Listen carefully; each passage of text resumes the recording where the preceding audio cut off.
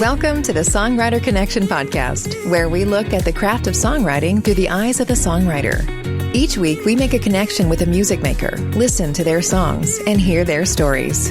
From Nashville, Tennessee, here's your host, Dave Lenihan. Well, we are closing in on the end of season 2 already, and I can't believe it. Now, we have one more scheduled for you next week, but keep an eye on the socials. If you haven't found us on Facebook or Instagram yet, please do so and like. We'll keep you posted. We'll take a couple of months off. Probably March, we'll be starting again with season 3, and we can only hope for the same kind of success as we had in season 2. Folks, you've really made it a popular podcast with all your downloads. We're approaching 30,000 downloads right now as we speak, and that's all because of you. So we thank you for spreading it around on your socials and telling people about it. Our little humble show from Nashville.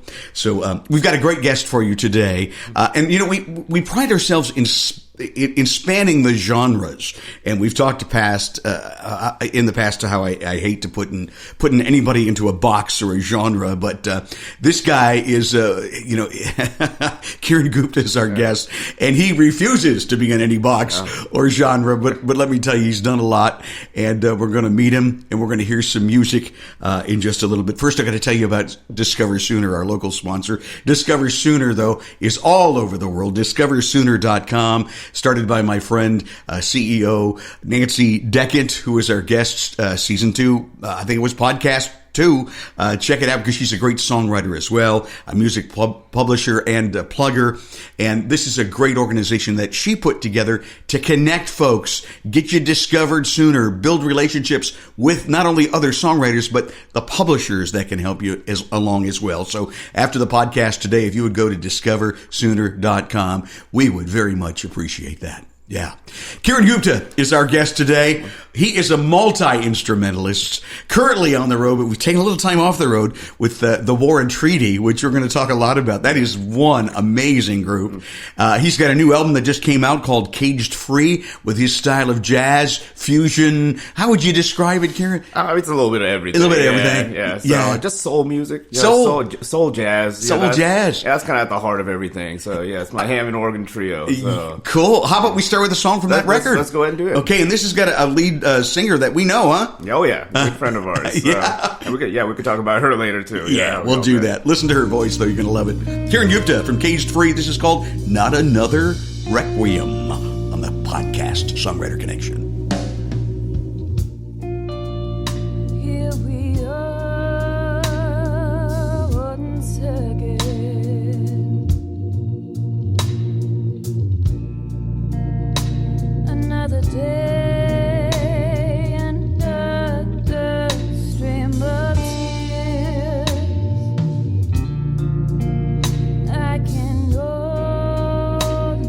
Remember when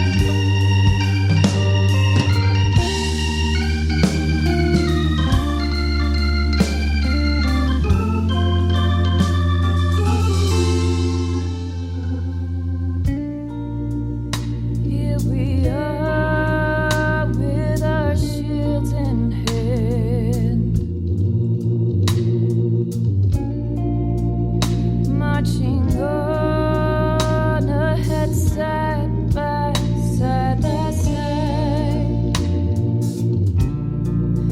leaving our steps in the sand. To the beat of our love and joy and pride, for the tears have drawn from my face as we rise through the darkness with grace. Together we could drive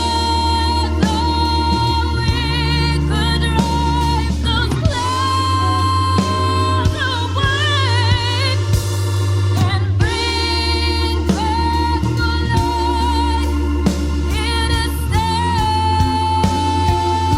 it is for the tears have run from my face as we rise through the darkness with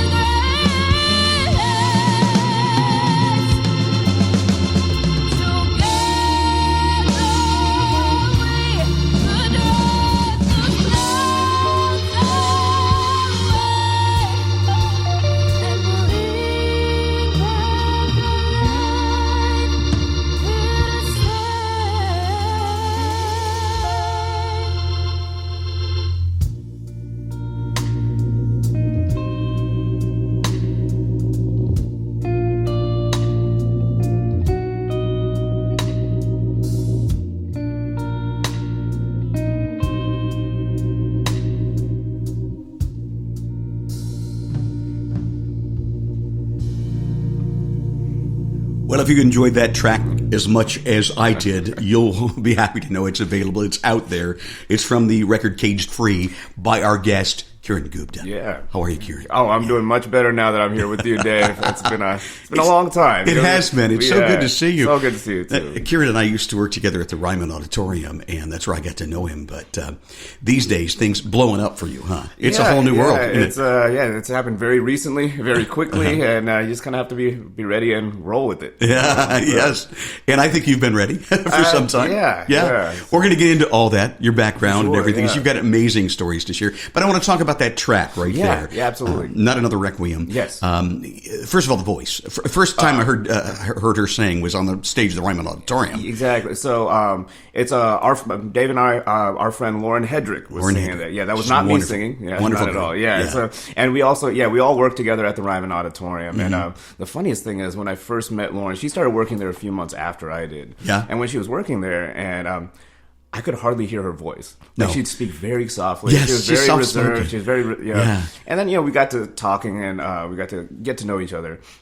And she studied, musical theater performance in New York City as a vocalist and a performer. And you studied in New York City. I did study in New York. So I think, we were there at the same time. So we kind of connected a little bit on that. Mm-hmm. And I asked her one day, who are your influences as far as singing? And she said, Christina Aguilera and Aretha Franklin. And I was like, okay, sure. Combination. I didn't believe it, for a second.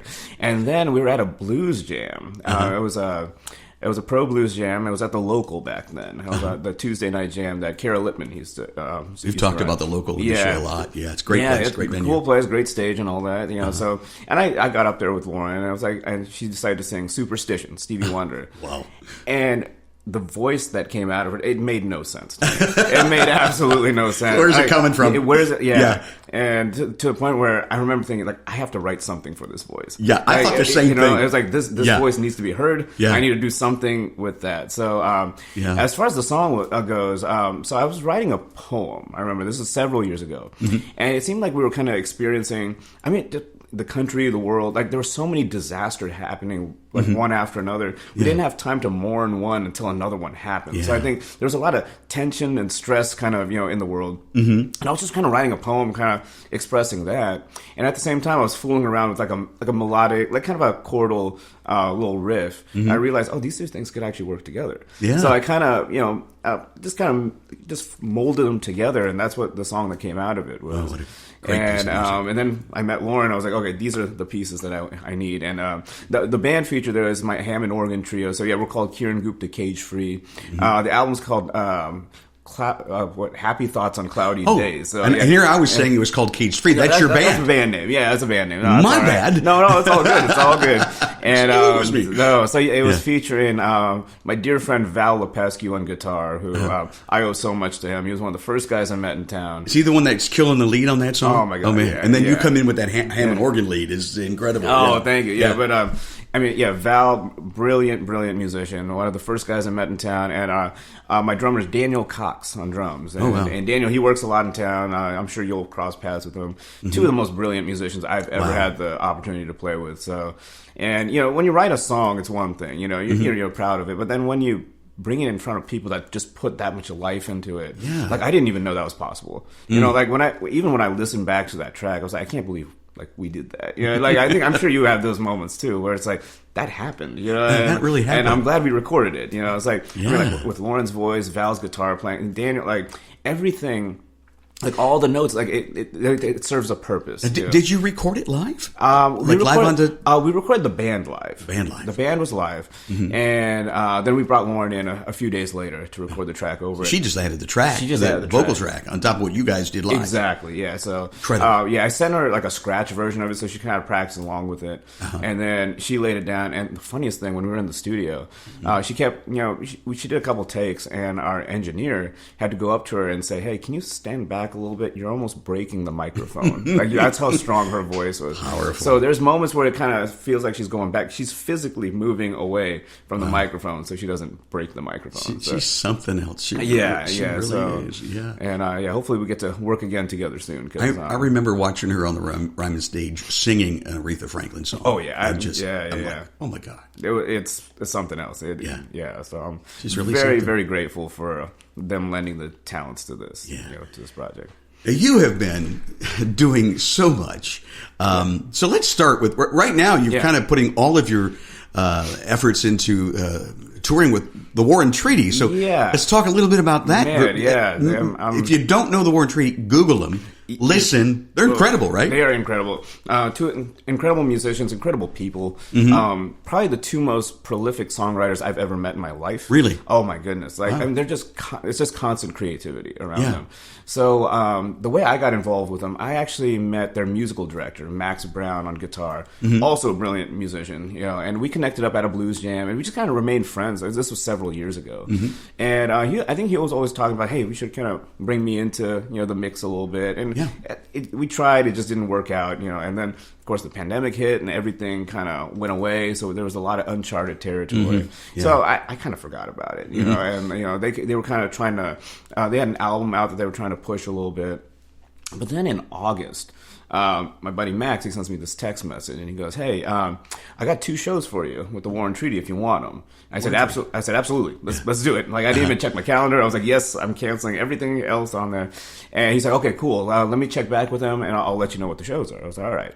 So he goes, "Okay, yeah, you got the clear. The 2 shows are the Grand Ole Opry and the Railbird Music Festival in Lexington, Kentucky." Oh, 2 little shows, right? 2 little shows. So I was like, "All right, here we are." He's like, "Yeah, we got a rehearsal at their house on this day," and I mean, my heart skipped a couple beats, and I was like, "Oh, okay, that's like playing the Opry." My very first gig with the War and Treaty was the Grand Ole Opry show. A pinch me a moment, right? And then also in between those 2 gigs, we actually got to record at Fame Studios in Muscle Shoals. Oh, so we did a track there. Yeah, you can't say I got a sweater on, but check my T-shirt out. Oh man, there it is. Got my Fame T-shirt on. T-shirt on. Yeah. And so I got to record there in between those 2 gigs too. Well, those are 2 monumental things. I mean, you dream about recording at Fame, and playing on the Grand Ole Opry, and bam, just like that. That happened in the same week for me. I had a whole lot of nothing, and then in the same week, I'm playing the Grand Ole Opry show. I'm getting chills for you right at the back of my neck. So tell me about when you go into Fame Studio, all those amazing songs there that were produced, and you're sitting in that studio. It's, I mean, first of all, just, getting the call for the War and Treaty. Like, I've never been that nervous before. Okay. Like even during a rehearsal, because like I didn't know what their style was. You know, like if they're gonna micromanage everything I'm playing, or so. I remember in rehearsal we were kind of going over the songs for the Opry, and I kept playing. I kept asking, "Hey, is that cool? Is that cool?" Yeah, I kept stopping it, and I remember Michael and Tanya of the Warren Tree. They finally just stopped me. I was like, "Hey, yeah, you're good. You know, if you feel it, play it." Like that was it. That was the only rule they gave me, and like it's been pretty much like that ever since. So they're very free. They're like just that level of trust that I got from them right up front. That makes you feel good, confident, doesn't it? That made all the difference, honestly. So I was able to kind of calm down, really get into the music, because when you get into your head too much, like that's when you start making mistakes, and it just doesn't feel authentic or genuine or anything like that. So, but yeah, when we went into Fame. So they ask you to play on the track when they record. So wow. And this was before like I got the call to do the recording session before we even played the Grand Ole Opry too. So so we get into Fame, and everything's all set up. And just about the crazy history there. So I'm sitting at, it's a Hammond A100 organ that I was recording on. I'm just kind of warming it up, just kind of getting the feel for how everything's working. And one of the technicians comes up to me and goes, "Oh yeah, that's the Hammond organ that Greg Allman was using." And then walks away. I was like, okay, so that's no pressure. Yeah, that's the world we're living in. And then he goes, so there was like a Wurlitzer keyboard, like that was set up right next to me. Like nobody was really using it. He goes, "Yeah, that's the exact Wurlitzer, the exact instrument on Aretha Franklin's I've Never Loved a Man." That's where they figured out the song was on that instrument right there. Spooner Oldham. Exactly. The groove. That it was on that instrument. I was like, I can't touch this. Like, how am I touching this stuff? Unbelievable. And they used those instruments. Those are the instruments in circulation there. I've seen them on tours of Ryman. I mean of Fame. Yeah. But I mean, again, chills, right? Yeah, it doesn't feel. And of course, they have all their iconic albums on the wall. Oh yeah. I mean, Wilson Pickett, Etta James, Aretha Franklin. I mean, the Rolling Stones recorded there. It's just like well down the street at but also Allman Brothers. Dwayne Allman, Dwayne Allman, many songs there, absolutely, many tracks. So there you are, just fitting in, cool. That's just kind of how it started. We played the Opry, and we brought a huge band. We had like a 10-piece band on the Opry. Did you really? Yeah, they just like, let's go all out. We're playing. Wow. That was their first time with a full band on the Opry, I think, or maybe not. We just kind of went all out. And one of the guitar players, my buddy Matt Lawrence, was on it, and like we started at the blues jams together. So just kind of hanging on the wings of the stage. We're like, it's kind of far away from those blues jams. We're on the edge of the Opry stage. And I remember. Like we were kind of towards the middle of the show. We're on the wings of the stage, like the whole band, just kind of taking it in because they're like, it doesn't feel real. No, like I bet the it whole doesn't. thing didn't. Like it didn't feel real until I saw my name on their parking list. I was like, oh, okay, now I'm meant to be. Like the whole day, I was like, something's gonna go wrong. You should have taken a picture. Did you take a picture of that? I didn't. But I'll tell you, right after we played, so we're hanging on the wings of the stage. Del McCurry's band on stage. Oh God. Crushing it, like unbelievable. He was one of the bluegrass boys with Bill Monroe, so it's as authentic bluegrass music as you can get, right? We noticed the banjo player, he moves away for some reason during the performance. We're like, what's going on? Apparently he broke a string during the song. He didn't have a spare banjo, pulls a string out of his pocket, starts restringing his banjo on stage during like the mandolin or fiddle solo. Like tightens it all up, goes back, plays a banjo solo, and they finish off the song. Like, what a pro. Yeah. That's rock and roll right there. That's amazing. And we got to see that, like right there. And probably nobody else noticed, but you were there up close. Well, I mean, they were filming that moment. And I think people started to kind of figure out, like, okay, that's what's going on. And like, it was live on air. So, it's live. And then we took the stage, and it felt like, 30 seconds later, we were back in our dressing room. We're like, did that actually happen? It just blows by so quick. And those dressing rooms backstage at the Opry, they're pretty cool. They're really cool. Yeah. So we had a separate one for the band. Michael and Tanya had their room, and just hanging out backstage with like Del McCurry, and I think Jeannie Seeley showed up. And they're just walking around like you're one of them. Yeah. And. Yeah, I mean, like working at the Ryman, we see those people all the time. But there's like that division, like we're working there, Yeah. But But now now it's just like, we over the line. Exactly. And that felt kind of strange, you know? Yeah. When they're kind of catering to you a little bit. But That's on cool. that night, was my good friend Wes, who works at the Ryman. Mm-hmm. He was actually stage managing the Opry that night by himself for the first time. Oh, wow. So his debut, stage managing the Opry, was my debut. So we got to connect on that. And nice. afterwards, he ran up to me. He's like, "Hey, man, I want you to have this." It was the official set list for the Opry that they have at the stage manager's desk. And he Nice. gave that to me for my first Opry, so I have that. You have it framed yet? Yeah. I'd frame that maybe in. I know, yeah. So I have that, which That's is really wonderful. Cool, to give me that. So. Yeah. First Little- of many little pieces memento, of great memorabilia to come for you, Kiran. Man. I want to hear another song. I know you brought your piano. Yeah, I today. did. And we're live around the dining room table, We so that's are. one of the things that we love to do is just jam. Yeah, So tell us exactly. about something here and play it for us. So, I mean, since we're kind of in the cold weather a little bit, Mm-hmm. and my hands are still a little cold, how about I just warm up for you? This is what I usually do What for do you my do to warm up? I just play a blues, man. Yeah, Like, yeah. So I'll just go ahead and warm up a little bit for you, and Okay. I'm not getting the sound. Oh, there it is. there he is. I had to hit a button. I'm so sorry. All right, let's do it. Let's do it.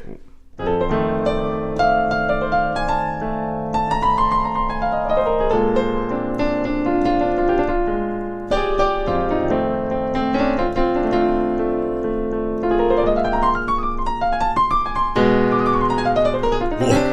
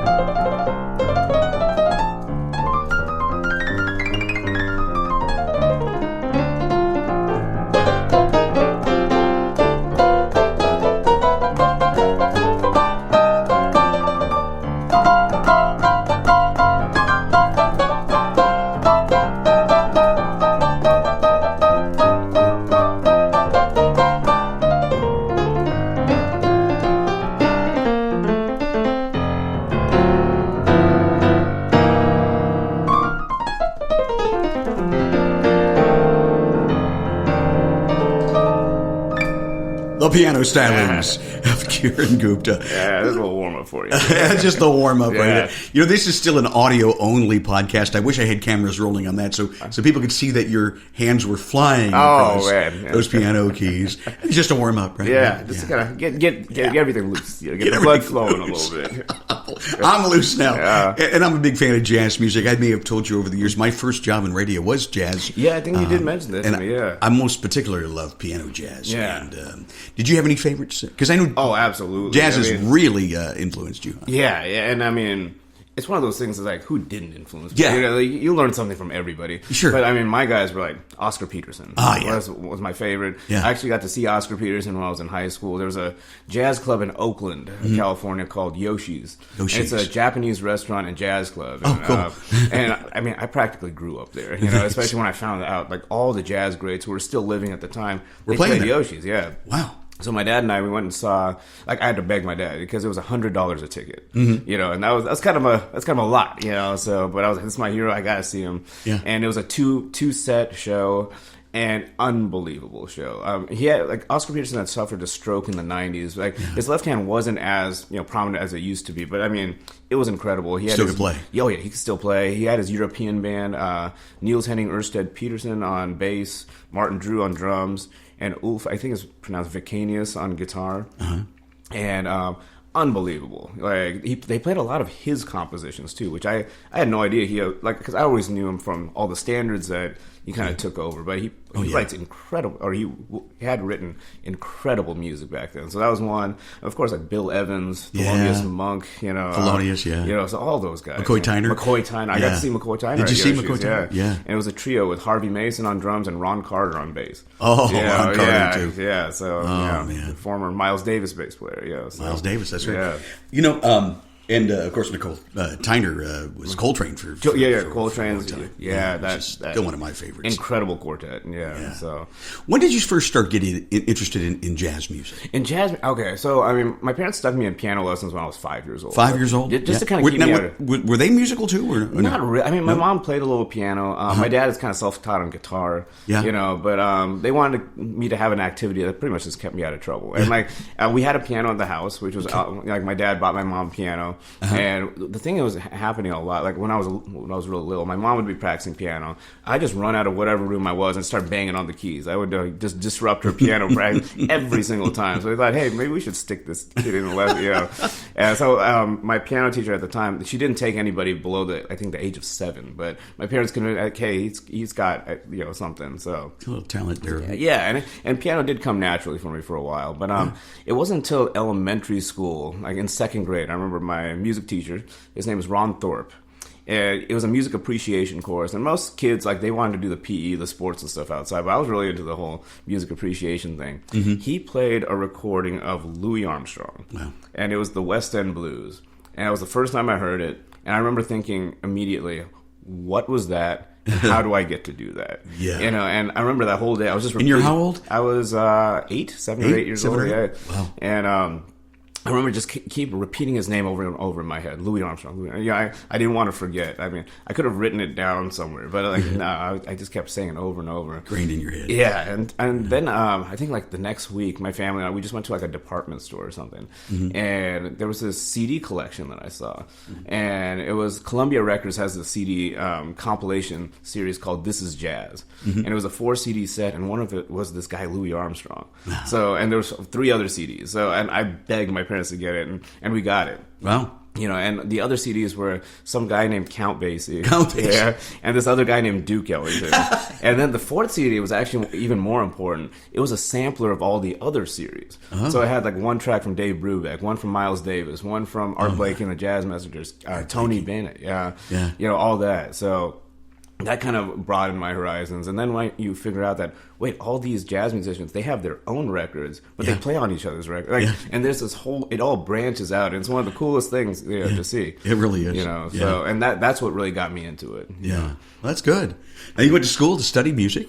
I did. UCLA at first? I went to UCLA. I studied what's called ethnomusicology. Yeah, and I wanted to ask you, what is that? Okay, good. Ethnomusicology. Honestly, I didn't really know what it was until I got there either. So I had this idea of like, you know, it was like world music, right? Yeah. But it's not quite. It's actually a little bit more important than that. Yeah. So ethnomusicology actually means music and culture.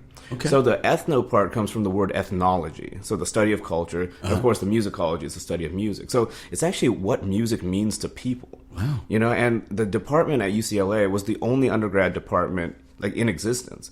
So yeah, I was able to go there. It was started by Charles Seeger, that whole department, and whose famous son Pete Seeger. You know, Oh, okay. yeah, that Seeger clan. Yeah. Wow, okay. And what was really cool when I was at UCLA, one of my mentors there was Anthony Seeger. So Pete Seeger's nephew was one of my mentors there, and like, you know, he taught us about protest music and like how the business worked and stuff like that. And I remember when I was at UCLA, we put on a completely student-run music festival, and he was very supportive of that. You know, so it really kind of broadened my horizons there. I started studying Indian classical music when I was there. I played tabla, so the North Indian hand drums. And my guru there, his name is Abhiman Kaushal. And Abhimanji, he's, brilliant musician, but he was Ravi Shankar's tabla player when Ravi Shankar and George Harrison were touring together. So he got to hang out with one of the Beatles, which was really pretty cool. Yeah. Wow. Yeah. Wow. Yeah, and so, I mean, that's what we were dealing with out there. And, like, you're in LA. Yeah. And, I mean, my classmates were brilliant. Our teachers were in the scene. You know, like, we turn on American Idol and see our teachers on TV. Yeah. You know, or the Grammys or the Oscars, and they were right there. The jazz department head at UCLA at the time was Kenny Burrell, legendary jazz guitar player. Yeah. Guitar player on What a Wonderful World by Louis Armstrong, you know, and had the iconic, you know, jazz organ trios with Jimmy Smith, and like his album, like the only jazz guitarist to have record an album with John Coltrane. Wow. You know, so, and he would like tell us stories, and we had Gerald Wilson there, iconic big band arranger and leader, and he used to arrange for Duke Ellington. What mentors, what teachers. And just to kind of be around that, I mean, now looking back, I was like, damn, that was really something, you know? Yeah. So, but I mean, we had all sorts of music going on there. And I bet it wasn't easy. Huh? It was demanding, I'll bet, for your craft. Huh? Well, especially going to school for it, because, I mean, you're there to, I mean, you have to take classes and stuff, but you're also there to kind of, you know, play, too. To kind of balance all that out was a little tough sometimes. I'm flashing to that movie, what's that movie with the drummer? And Whiplash. Whiplash. It wasn't anything like that, right? UCLA wasn't, but I've had some teachers who actually were pretty intense like that, and like, you know, you kind of have to rise up to the occasion. But, are you Russian or Dragon? Yeah. No. And nothing that tough. Huh? But I also studied music composition while I was out there too. Yeah. So I want to get into major. that. Yeah. I do, but I want to hear another piece from you. Oh, another piece. Okay. Yeah. I want to talk about composition next, and you're moved from California to New York. To New York, yeah. By coastal. Yeah. We won't hear all that. Let's hear another song. Let's hear another song. All right. With you. So this is actually one I wrote during the pandemic.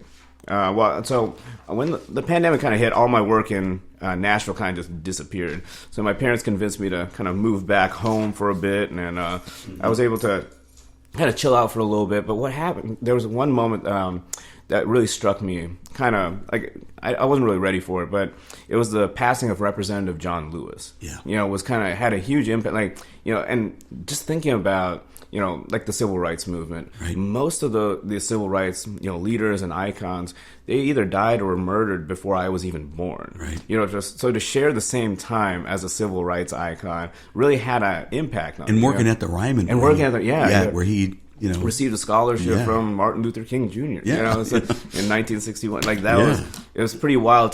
So all those kind of, I don't know, emotions kind of came together. So I decided to write a song for him. Right. So this one's called "On the Right Side of the Bridge." Cool.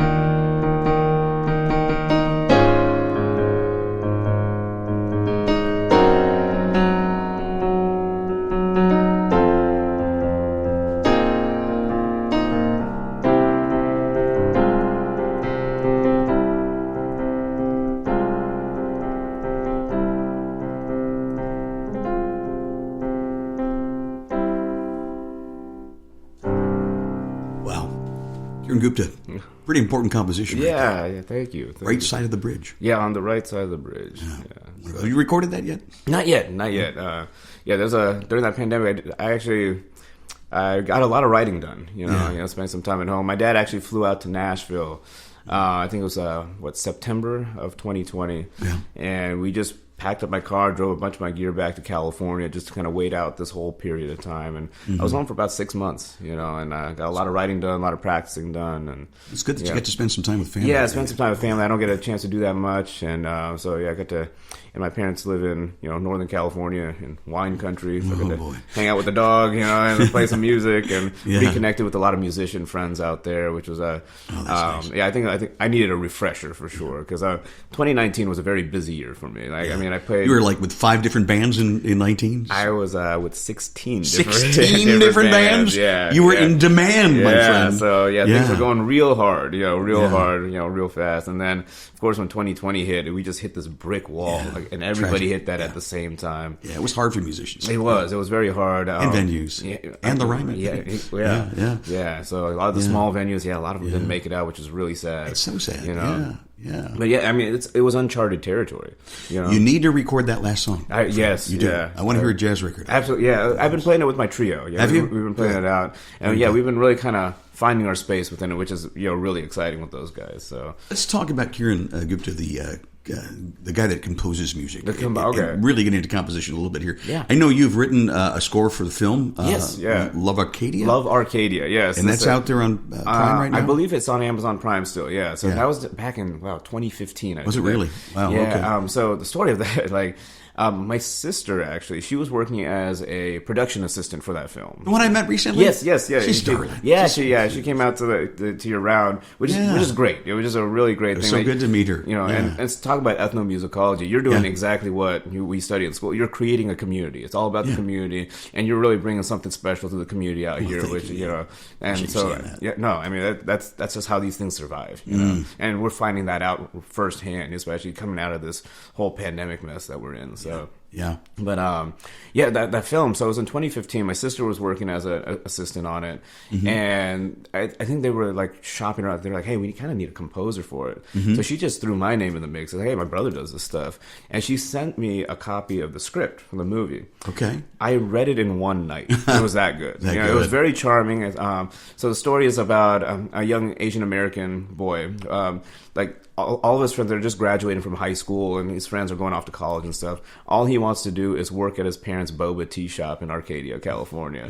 But then a real estate developer comes in, so that's where all the tension comes out of it. So it's a very charming story. And so I read it in one night.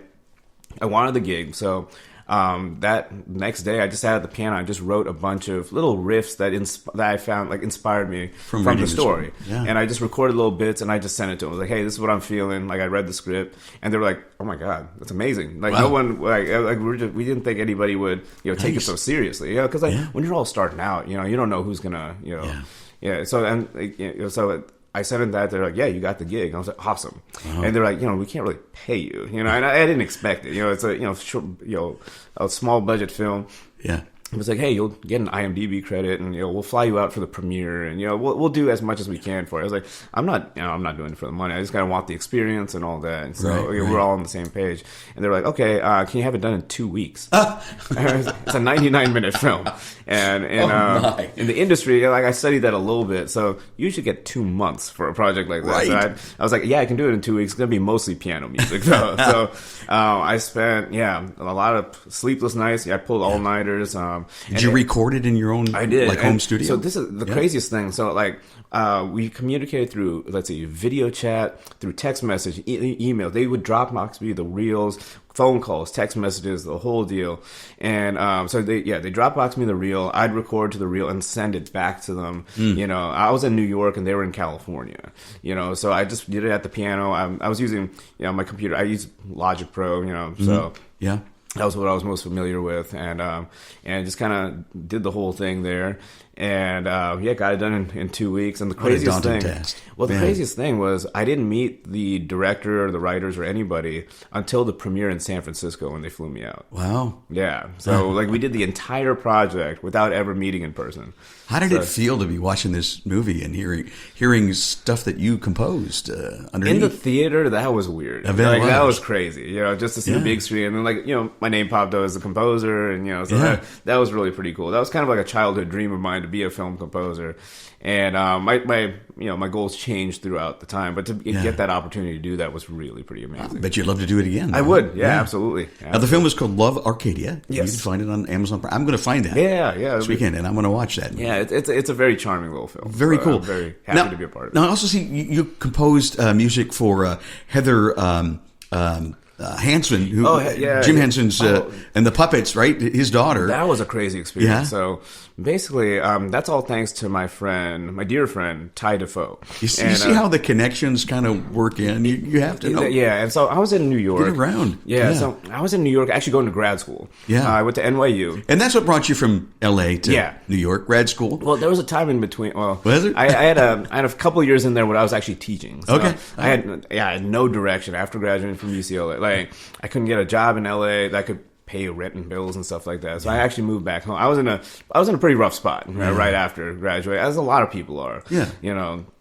Luckily, my parents were like, hey, just come back home, regroup a little bit, and see what you could do next. I got rejected from every grad school I applied to that year. Yeah, so like I was in not a great shape. But my high school band director, his name is Steven Taylor. He was having dinner with my parents, and he was saying, hey, this is going to be my last year. I'm going to retire after this year, teaching high school. And his wife's like, hey, well, you said you needed an assistant. Why don't you just hire Kiran as your assistant? So I was like, yeah, I have nothing better and anything else to do. So I went back and I taught high school. I was his assistant director there, and then I went over to the middle school as the assistant director there. Those 2 years teaching, that's what got me back into music. Like, it just kind of reminds you, like, why I did it. Yeah. Like... You learn just as much as you teach, don't you? You learn more, but you can't let the students know that. You can't let them know that. So, and I mean, a lot of the, some of the days was like, ooh, I hope they forget about all that tomorrow, kind of deal.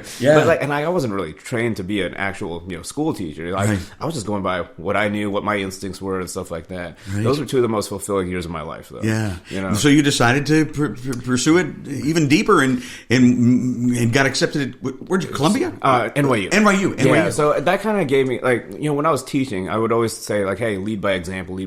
But the thing is, I wasn't really leading by example. I was like, I don't want to be a teacher yet. Like, I still have a lot of other things I know. Yeah, I was in my early 20s back then, so I got accepted to NYU. It was the graduate at the Tisch School. It's the graduate writing for musical theater program, musical theater writing program. Yeah, GMTWP. Yes, and I got accepted to that. It's a 2 years master's degree, only one of its kind, and that program worked us. It worked us real like it's not for the faint of heart. I pulled all-nighters on weekends, just getting my stuff together. We're balancing 4 to 5 projects with 4 to 5 different people. That's all the first year. And then the second year, you find one partner and you write a 90-minute musical together. Wow. And you actually know my writing partner. Her name is Ashley Chapman. Oh. Yeah, so that's where we met. Yeah. So, and we Ashley's tearing it up on Broadway these days. Yeah. So doing the drumming and singing at the same time. And singing at the same time. Yeah. How she does it. So we met there. And so I lived in New York for a couple years after graduating, just trying to Did you play a lot there? Did you get to play? Not as much as that. And like, I wasn't really focused on playing either. No. I pretty much gave up playing actually after UCLA because like some of those players I was around were just absolute monsters. So that kind of intimidated me a little bit. Yeah. So I was in New York, and my buddy Ty Defoe, who I met at NYU, he calls me up and says, "Hey, we want to jam tonight?" And I was like, "Yeah, sure." We both were living in Harlem at the time, and he gives me this random email or this random address.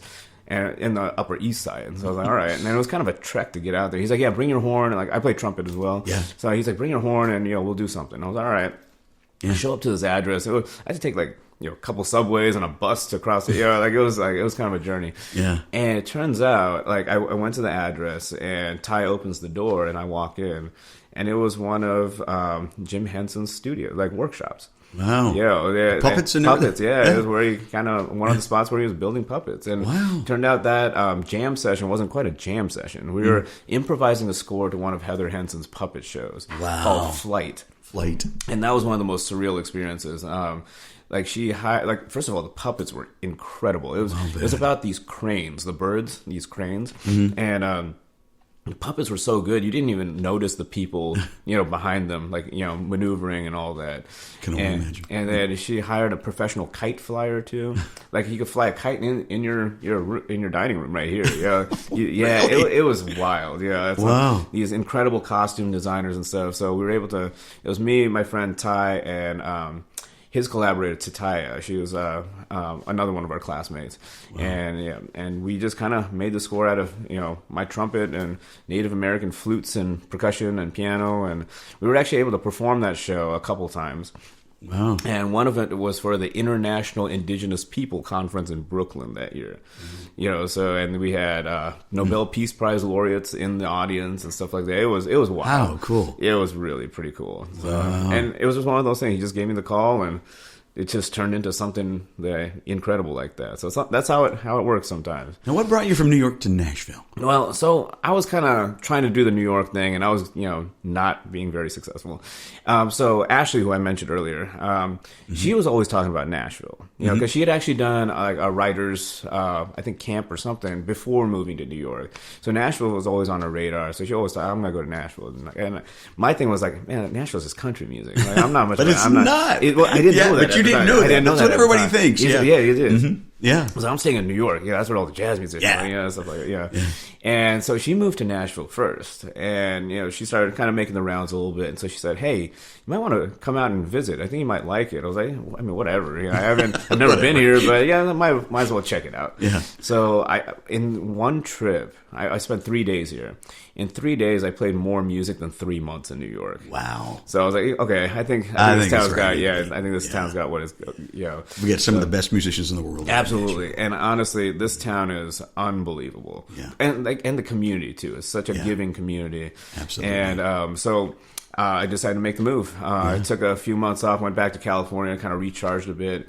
Ashley flew out to California. We drove my old car from California all the way to Nashville. And we just started kind of making it here. We thought we'd be songwriters here since we studied pretty much the most intense songwriting program in the world. Yeah. We could probably do this here. Right. The problem was we didn't really know anybody. So I started going to these blues jams and stuff, and people started seeing me play keyboards. And I started getting hired to play keys. She started getting hired to play drums and sing. And so it didn't really kind of work out the way we planned it, but it actually worked out much better in a lot of ways, too. And today, touring all over the world with the Warren Treaty, and that's really something. Yeah. You've got you're kind of in a break right now, yes. right? But then after the holidays, you're going to get busy again. We're going to get really busy. Yeah, where are they taking you? So right now on the bill, we have we're going to Jamaica for the Government Mule Festival. Jamaica, man. Yeah, and then we're doing in Mexico for the Avid Brothers Festival now. Boy. So, but then they're building other tours for us right now. So playing with the bigs, man. Yeah, you're in the bigs. Yeah, and these last 2 tours that I did with them was just Lauren Daigle. Yeah. Well, and then honestly, I wasn't really supposed to be on John Legend, right? Yeah, we did John Legend. We did the John Legend tour in September, and the thing about that was when we rehearsed for the Railbird Festival, we had a great rehearsal, and Michael came up to me afterwards and said, hey, we want you for at least the first 2 John Legend shows if you can do it. Wow. I was like, yes, I can do it. Yeah, so I'll do it was Atlanta, and it was at Nashville. And Nashville's was at Ascend Amphitheater, so I was like, yeah, we'll do it. Yep. So I got to do those 2 shows, and while we were driving to Atlanta, our first show, Michael texted me, he's like, hey, can you do the whole tour? And I was like, well, I have some Nashville stuff, because I didn't think I was on any of it, so I booked a bunch of other shows that I couldn't back out of. So I was like, hey, if you let me do take this week off and do Nashville stuff, I could rejoin you guys on the West Coast. And they okayed it. I had to get COVID tested and all that stuff, and so I did all these Nashville shows. They flew me out to Oregon. They picked me up in Portland. We played in Bend, Oregon that night, and we finished off the tour that way. So, isn't that something? And did I also see, because you do play horn, he's a multi-instrumentalist. Yeah. Did I see that you played horn with them one night? Or yeah, a few nights, yes, or? I did. Yeah. So that's another crazy story. Yeah. So when we after the John Legend tour, we were literally home for 2 days, and then we hopped on to the Lauren Daigle tour. Mm-hmm. And the Lauren Daigle tour, the way it was set up, they didn't have enough inputs into their sound system for our full band. Mm-hmm. So I decided just to take me on organ, Max on guitar, and Michael and Tanya, and Michael plays piano too. So it was just 4 of us in arenas. Wow. So these are arena shows? Yeah, 10 to 15,000 people a night. And we ended up doing 23 shows like this. Was that nerve-wracking for you? I mean, at first, it still doesn't even really feel real, So we'd get off stage and we'd get standing ovations every night. You're like, and we'd just be like that just happened. Happened, right? Yeah. So it's a lot of moments like that. I've been following you on the socials, and I've been seeing some of the pictures from the stage out to the audience, and I'm like, wow, it's unbelievable. Living the dream, man. Yeah, and especially that Lauren, her crowd too is much different. Like the John Legend crowd, they were great. Mm-hmm. But it took them a little bit to settle in, because they're there to hang out. It's a very different vibe. Uh-huh. And by the second song, we had them. Yeah. But with the Lauren Daigle shows, they were sitting there ready for us. We had 10,000 pairs of eyes right at us, kind of deal. So that was crazy. And most of those songs that we played on that, because we had a stripped down version of the band, we had no drums and no bass. So I was playing bass with my feet, with foot pedals in my left hand. Wow. And I remember you telling me you did that with some bands before, so you had experience doing that. But I've never been this exposed doing it before. And I remember the sound check at our first spot. It was in Atlanta. That's where the Atlanta Hawks play, that arena. So I remember I tapped one of my pedals and the whole building shook. And I'll never forget that feeling. And we all just kind of looked at each other like, this is what power. And honestly, their voices filling up an arena, Michael and Tanya, was just incredible. It's haunting. I remember them on one of the CMA shows or Academy of Country shows when they sang with Dierks Bentley at the Station Inn, and they were doing Pride in the Name of Love by U2, and they were singing along with it. Oh, they just stole the show. Well, and the thing is, most of the songs, especially on that tour, I learned them during a sound check. Really? Yeah, we didn't have time to rehearse. How do you do that? I mean, honestly, you just have to kind of figure out each other's language, basically, in music. And it's with songwriting too. When you collaborate with somebody, if you don't speak the same language, it's gonna be tough. Yeah, and sometimes you don't. And sometimes you don't, and that's okay. But I mean, you eventually find your people. I mean, it clicked, especially. Mm-hmm. With the 4 of us, but our full band, we really clicked too. So they just built a team that we just know each other's music. And even our rehearsals, I don't like rehearsing. I'm not that type, but I love rehearsing with them. But anyway, I learned the songs during the sound check, and we kind of built it on tour because we didn't have any plans on how to do this thing. So, and eventually it just started getting better and better. I used to take my little pocket horn with me on the road just to keep my trumpet chops in shape. That was the only point of it. And one day, it was after our sound check. It was after dinner. We were kind of hanging out in one of the dressing rooms. And Michael goes, "Hey, pull out your horn. I have this song that I wrote a little while ago, and there's a little horn part. Let's see if you kind of work through it." And I was like, "All right." Mm-hmm. So we played through it, and it's one of the songs he wrote when he was in the military. Excuse me, and it has a spot where a trumpet player plays taps in the middle of it. Okay. So he wanted me to kind of do that and kind of embellish it a little bit. Yeah. So I did. He's like, "Oh man, that's exactly what I was hearing, when I was building the song. Wow. We're doing that song tonight." I was like, "Tonight?" Yeah. Michael, that's 45 minutes from now. I haven't actually played trumpet in 3 or 4 days. And he's like, "No, you'll be fine." I was like, "There's 12,000 people out there." So, but he's the boss, So I got out there, closed my eyes, and just made sure air was going through the horn. And it worked out real well that first night. I think it was in Huntsville, Alabama. We first did it. And it just became a part of the set. That's great. So after that, and this was towards the beginning of the tour too. So I was able to play that song. And that's the thing. After that, then your nerves calm down a little bit. But the problem with that song is the notes aren't hard. Michael's setup for that song, he tells his story about being in the military. He's a wounded warrior. It gets very emotional, and he gets a standing ovation every time. 10,000 people give him a standing ovation. He talks about how he wrote the song. Then we play it, and it's very emotional. And for trumpet, if there's any tension in my body whatsoever, it's not going to go right. So I'm just sitting there just taking deep breaths, just kind of calming everything down and then going out and playing. And one of the nights, we were in Columbus, Ohio, and Michael's from Ohio too. But on this particular show was Veterans Day, and so we played this military song that he wrote on Veterans Day. So I come out, and it was getting really heavy, and I was playing the solo. I open my eyes, and I see everybody in the arena is standing with their cell phone lights shining on me. Oh, yeah, man. I almost lost it completely in the middle of that. Like it took a lot. So that's where the energy goes, you know. Yeah. So you get moments like that I'll never forget that for the rest of my life. I imagine there's got to be YouTube video of that somewhere. People are posting a little bit about We'll have that. to look for yeah. that. Yeah. So yeah, hopefully, I think we got some of them filmed, like some of our shows filmed. So we see if we could release some. Those were some pretty. I mean, Amazing times. Yeah, just absolutely amazing. So, Soak it all in, man. Yeah. It's happening. You're living the dream. Man, I'm so proud of you. Thank I really you. am. Thank you. And I mean, you were there from the beginning, you know. So we all kind of started and cut our teeth together. You know? We kind of did here in Nashville. Yeah. Listen, I got to hear another song from you. Though. All right, another composition for you. Tell a little bit about it, how it came about. Yeah. And, so this is another one. I kind of came like this. I also wrote this when I was back home in California, just kind of sitting on the piano, and I came across this quote that was presented to me as like a Native American proverb. I later found out it wasn't. Like nobody just knows who said it. But the quote goes, "We do not inherit the land from our ancestors. We simply borrow it from our children."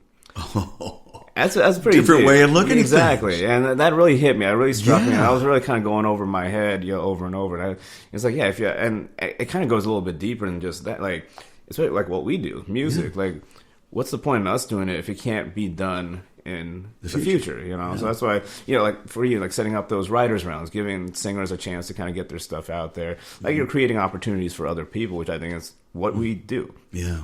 And so all those kind of, and I taught for a little bit, so all those, feels started coming out. So I wrote this simple little tune called Borrowed Land. Great. So Borrowed Kiran Gupta is our guest on the Songwriter Connection podcast.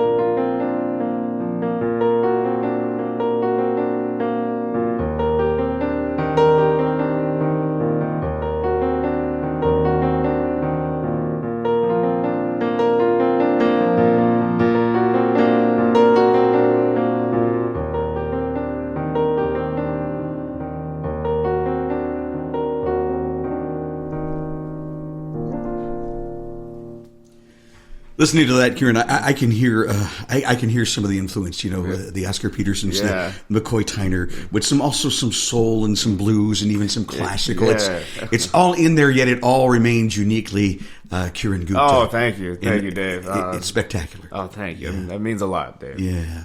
Thank you so much for being our guest on the show today. Thank you for having me. Man. Yeah, this is a lot of fun.